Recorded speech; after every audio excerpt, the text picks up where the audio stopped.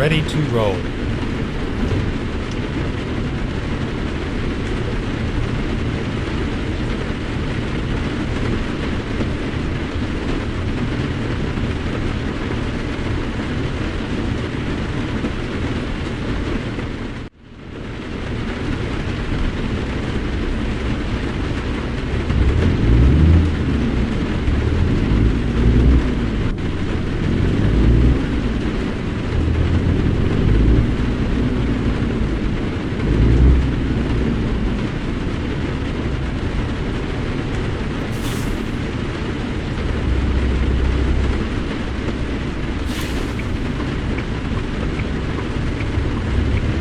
Turn left.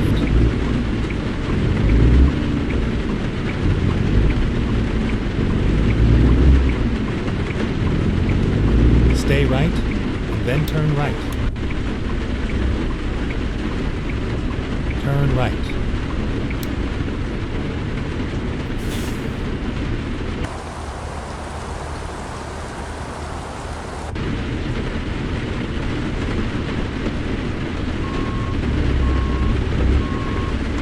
Stay right, and then turn right. Turn right.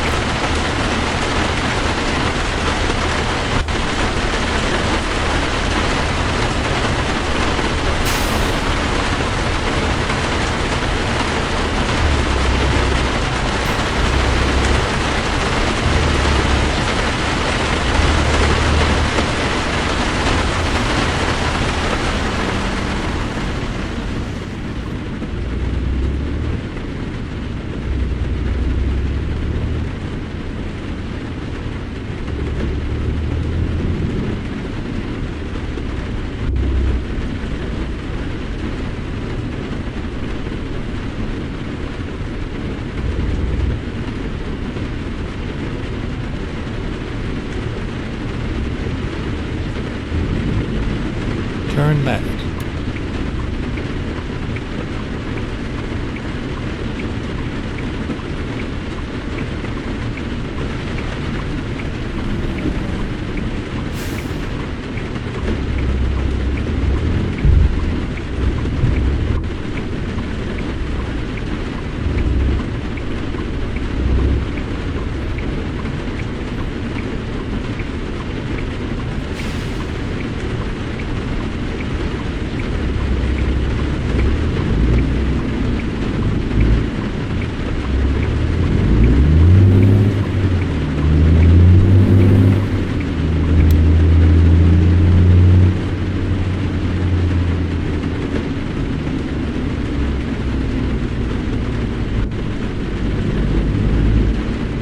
Go straight.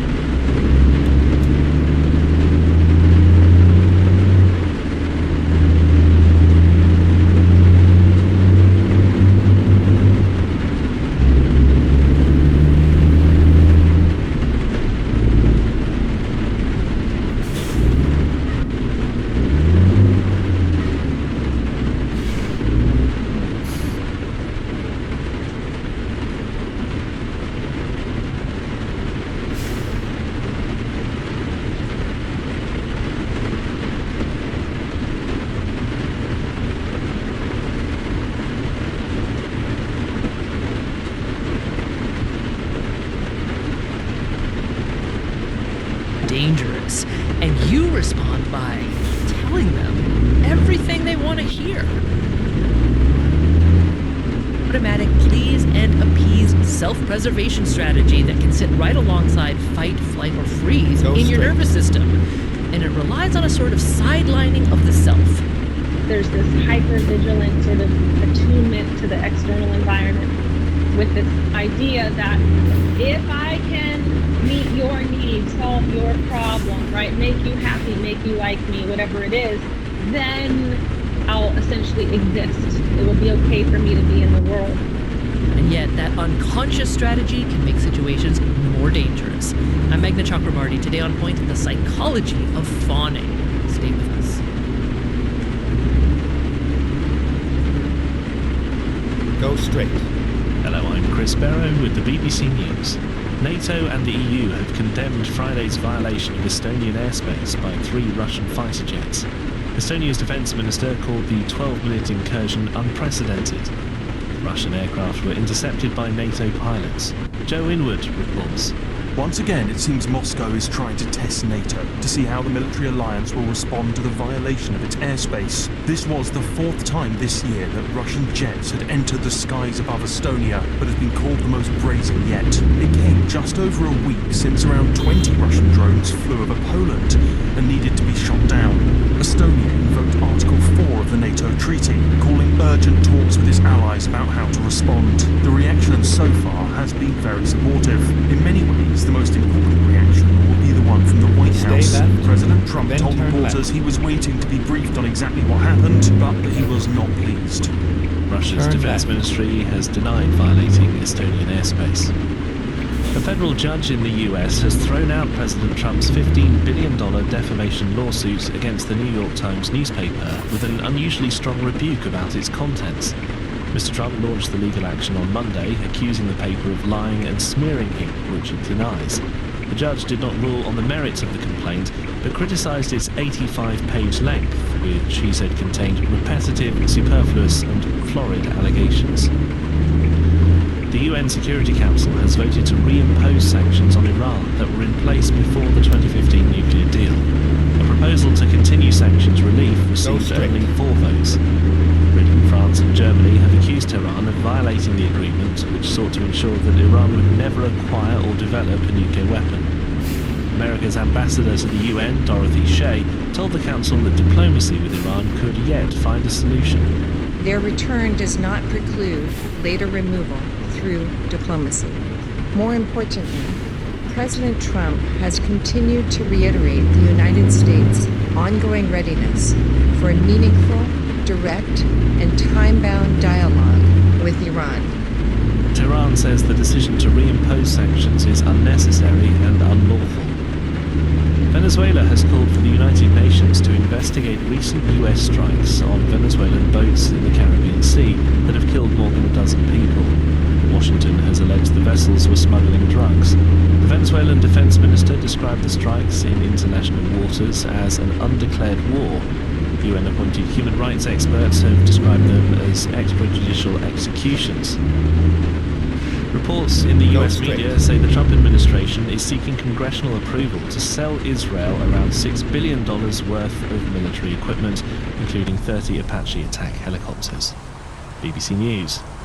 And it's on WNYC. In New York, I'm Sean Carlson. Beautiful night, 76 degrees at 8:04. Success Academy has said employees shouldn't be surprised when they're asked to stand up for charters.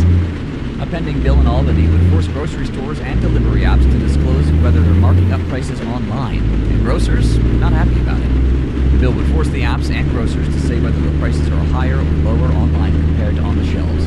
Mike Durant is the president and CEO of a trade group called the Food Industry Alliance. He fears it would force grocers to provide constant price updates to the apps. If you just had the disclosure saying the online prices are different, or maybe different, versus in-store prices, then that's transparency. Consumers are aware that there's a difference there, and we think that that would alleviate some of our still lingering concerns. The bill's sponsors say the legislation makes clear the disclosure will be based on the most recent prices provided with the apps. Governor Hochul has until the end of the year to sign or veto that measure.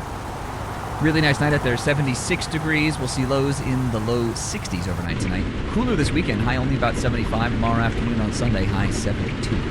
You're listening to WNYC on Friday night. It's 8:06.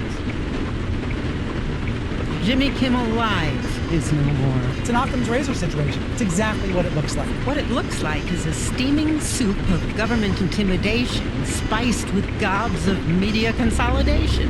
A toxic brew. XR has pending business before the government. Tegna also does. And there's another big station owner called Sinclair that also has business pending before the government. On this week's On the Media from WNYC. Tonight at 9 and tomorrow at 10, or wherever you get your podcasts. This is On Point. I'm Meghna Chakrabarty. On August 26th, President Donald Trump held a cabinet meeting at the White House. It was more than 3 hours long. Its entirety was broadcast live, the longest ever televised cabinet meeting in presidential history. Americans who watched it witnessed each and every member of the cabinet update the president on their departments and agencies. But before they did that, they each began with something like this. Mr. President, first of all, thank you for the opportunity to work for you. That is U.S. Secretary of Homeland Security Kristi Noem. You made this country safe. You opened up the economy. You enforced the law. Now people can get up and provide for their families and go to work every day and be confident in that. U.S. Director of National Intelligence Tulsi Gabbard began her comments this way. This is just such a great opportunity really to recognize your leadership as a true champion for working people. And I know we'll hear as we go around the table here how your focus singularly on putting the well-being and interests of the American people first is that common thread that we're seeing in your policies being implemented across your administration. Then came Lori Chavez de Remer, the U.S. Secretary of Labor. Mr. President, I invite you to see your big, beautiful face on a banner in front of the Department of Labor, because you are really the transformational president of the American worker, along with the American flag and President Roosevelt, because we're bringing business and labor together. And I was so honored to unveil that yesterday, and everybody is taking note of that. And here's Kelly Loeffler, Small Business Administrator. Everyone knows there's no stronger advocate for hardworking American families than you, sir. Thank you for the largest tax cut in American history for working families. Agriculture Secretary Brooke Rollins took the praise in a different direction. Thank you for saving college football, by the way. We're all very grateful. By the way, Rollins is talking about a recent presidential executive order aimed at addressing changes to name, image, and likeness compensation for college sports. The EO also protects non-revenue generating and women's sports as well. But then Rollins continued, elevating the president into the pantheon of America's greatest leaders. At this moment in time, which I do believe we're in a revolution, 1776 was the first one, 1863 or so with Abraham Lincoln was the second. This is the third, with Donald Trump leading the way, and we are saving America. Jameson Greer filtered his praise through his perspective as the U.S. trade representative. One of the major reasons why American workers and organized labor voted for you is because of your trade policy and the policy you've had and advocated for 40 years or more. You have reset global trade policy in the past few months, and it shows that's been working for American workers. Scott Bessent, Secretary of the Treasury, added this. As we've said very often, economic security is national security, and our country has never been so secure thanks to you. You have brought us back from the edge. You have the overwhelming mandate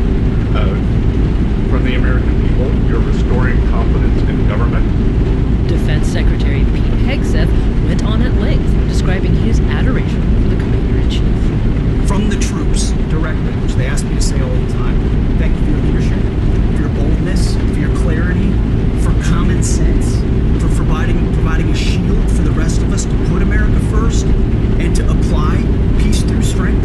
We're in the strength business. That's our job, is to stand behind everybody here and alongside John in everything they do to keep the country safe.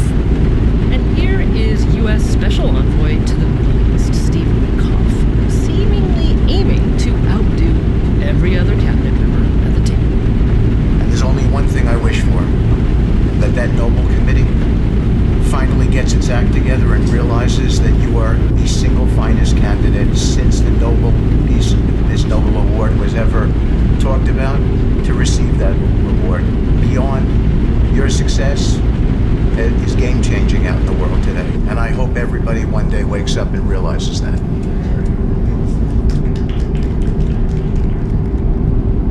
Cabinet meeting, August 26th. Well, joining me now is Ingrid Clayton. Ingrid, welcome to the show. And let me say, first of all, this is not an exaggeration. I mean, every single cabinet member did begin their remarks to the president in that way. What do you hear in those clips? Yes, well, thank you for having me on, Meghna. And, you know, what I hear is what is common in any system of power. When your job, your livelihood, your sense of community really lies in someone else's hands, there is a real consequence for not fawning. There's a lot to lose. Voicing dissent comes with consequences, and we certainly see a lot of examples of that. So although my work originates in the family system, you can absolutely move that out and look at a relational trauma response in relationship to any system where there are hierarchies, where your body knows instinctively where it resides in the pecking order and who holds the most power. Stay right. Interesting. Okay, Then so exit Ingrid right. is a clinical psychologist, a trauma therapist, and most recently the author of the new book, Fawning. Right. Why the Need to Please Makes Us Lose Ourselves and How to Find Our Way Back. So, Ingrid, you said this phrase, the relational trauma response. That may be something that's going on in some of these cabinet members. I mean, I cannot pretend to know. Others of them are true believers and absolutely, you know, are ardent supporters of the president and genuinely think that he's maybe one of the greatest Americans to live of all time. But when it comes to the kind of fawning that you have written about in your book, I mean, how would you describe it? How would we recognize it? Well, fawning is right, prioritizing privileging someone else's needs over your own in order to have a sense of relational safety. So to your point, I also cannot tell if any of those comments are originating from a fawn response, but the truth is that they certainly could. The thing that allows us to know is that we feel like we have to say those things in order to preserve our sense of safety. We don't feel like we have a choice, in other words. We'll move past this cabinet meeting in just a second, Ingrid, but it was so striking to me. I mean, look, as we all know, cabinet members definitely praise the presidents they're working for. As you said, in a hierarchical structure with such profound power differentials, that is par for the course. And they stand by the president in terms of defending policy, etc. This seemed a category different, though, simply because it wasn't just, I support the president, it's a privilege to work with him. That's common. It was, you are saving the American people. You are the greatest of all time. I am proud to have a giant flag of your face hanging outside of my agency. Continue straight. This seemed sort of a step beyond what is traditional when it comes to, again, the sort of power dynamics in an American White House. Does it seem categorically different to you, or is it just sort of me?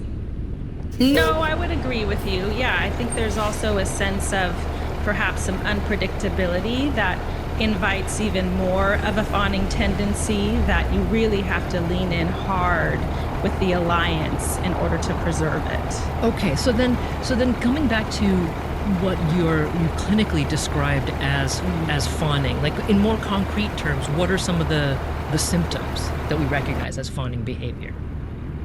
Well, it can present differently depending on the context. So on one hand, it looks like the appeasement that we heard in some of those clips. It's a flattering or a flirting, a lot of praise. On the other hand, when the power dynamic is such that you need someone and they are neglectful or absent, it can really look like caretaking, sort of doing all the emotional labor, sort of soaking all of that up in the relationship in the hope that if you help enough, right, if you hope enough, if you wait long enough, you will be able to help that person stand so that they can eventually show up for you. Okay, Stay in your book left, you describe the symptoms and then turn left. in even more detail, and stop me if any of these are not accurate. Turn left. But some of the symptoms include apologizing to people who have actually hurt you, befriending bullies. That we'll come back to that one. That's a really interesting one. Ignoring other people's bad behavior, obsessing about saying the right thing, even if there is no right thing to say, and making yourself into someone you're not while seeking approval that may never come. I think all of these things are quite familiar to people when laid out that way.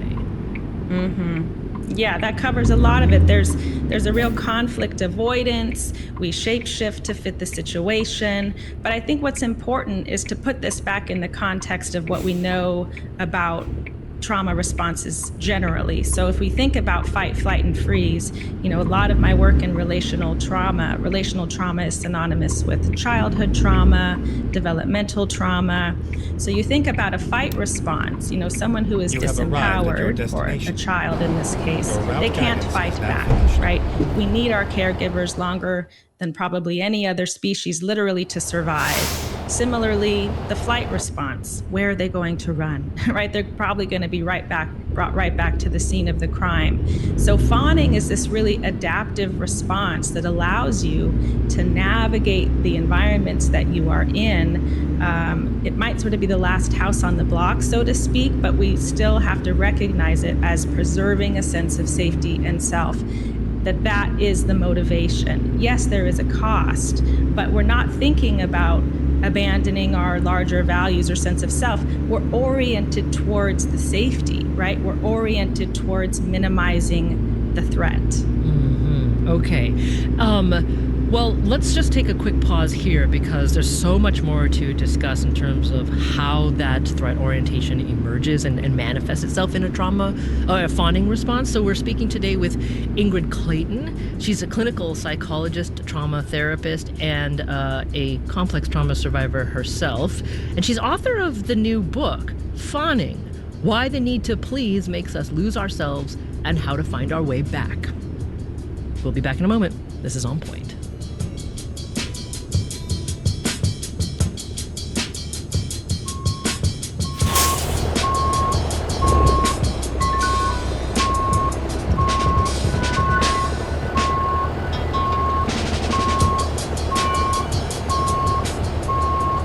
You're in tune with WNYC. You can find us at 93.9 FM, AM 820, and are always available live streaming at WNYC.org. I'm Ian Levinson, and thanks for joining us for this Friday night edition of On Point. Stick around. Coming up at 9 o'clock, it's On the Media, and tonight, how threats to free speech have escalated in the wake of Charlie Kirk's assassination. Plus, a school librarian in Louisiana shares how she's been targeted by book-banning activists. It's On the Media. It starts tonight at 9, right here on WNYC. And then at 10, we bring you Q from the CBC. And tonight, the actor Toni Collette will be stopping by for a conversation. For the rest of tonight, mostly clear skies with lows in the lower 60s. Nice weekend in store, sunny skies on Saturday, highs in the mid-70s, and partly sunny for Sunday, highs in the lower 70s. In Westfield, New Jersey, 72 degrees, Dobbs Ferry, 71 degrees, and here at our studios in Lower Manhattan, it's 77 degrees. You're listening to WNYC at 820. WNYC support comes from Home. In Israel, she is a Palestinian. In America, she's an other. Hind Ayoub's one-person show follows her search for a place called home, now through October 11th. Tickets at 59e59.org. Support for On Point comes from the listeners of WVUR Boston and Road Scholar, celebrating 50 years of transformative learning adventures for adults in over 100 countries. Learn more at roadscholar.org/explore. And BetterHelp, committed to helping clients with issues ranging from relationship challenges and goal setting to grief and depression. Learn more at betterhelp.com/public.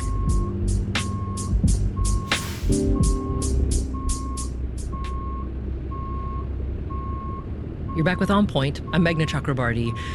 When we think of unconscious survival responses, the first words that come to mind are fight, flight, or freeze. Well, Ingrid Clayton has a fourth F. It's called fawning, and she's written about it in her new book called Fawning: Why the Need to Please Makes Us Lose Ourselves and How to Find Our Way Back. Ingrid, I hope you don't mind me asking, but I'm wondering if you could tell us the story that you actually begin the book with, about your personal experience in your own young life that